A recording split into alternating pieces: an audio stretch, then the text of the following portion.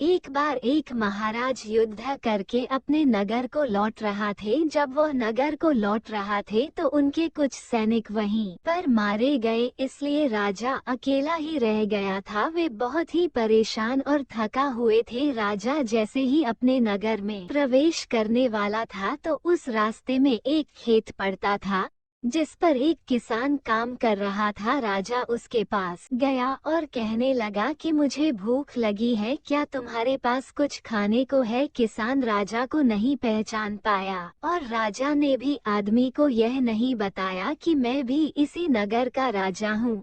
किसान ने उसे एक दुखी और परेशान आदमी समझकर उसके भोजन के लिए अपने बाग से सेब की व्यवस्था की। जब राजा ने सेब फल खाए तो उसे बहुत ही आनंद आ गया और सोचने लगा कि यह तो बहुत ही मीठे हैं, आम है। किसान बड़ी मेहनत करके अपना खेत में अच्छी फसल उगा पाता है। फिर राजा ने किसान से कहा कि क्या तुम्हारे राजा लगान लेते हैं? इस पर किसान ने कहा, वाह, लगान लेते हैं, बहुत ही थोड़ा लगान लेते हैं। राजा ने सोचा कि हमें इसका खेत और बाकी खेतों का भी टैक्स बढ़ा देना चाहिए, क्योंकि अगर टैक्स हमें मिलेगा तो इससे देश की व्यवस्था और भी सुधर जाएगी। और यही सोचते सोचते राजा आराम करने लगा और वह सो गया। जब राजा उठा तो उसे लगा कि थोड़ी सी भूख उसे लगी है। इस पर उस किसान से कहा कि क्या तुम मुझे थोड़े से सेब और लाकर दे सकते हो?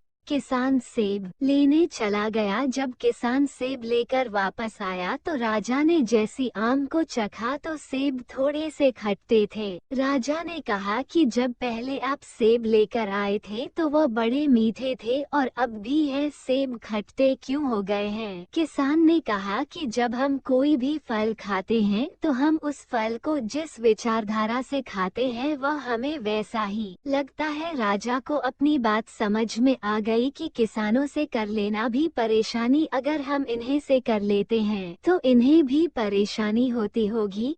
इसलिए जब मैंने पहले सोचा था तो आम मीठा था, जबकि मेरे सोचने में अब विभिन्नता आ गई है। इसी वजह से मुझे आम खट्टे लग रहे हैं। और राजा को अपनी गलती का एहसास हो गया।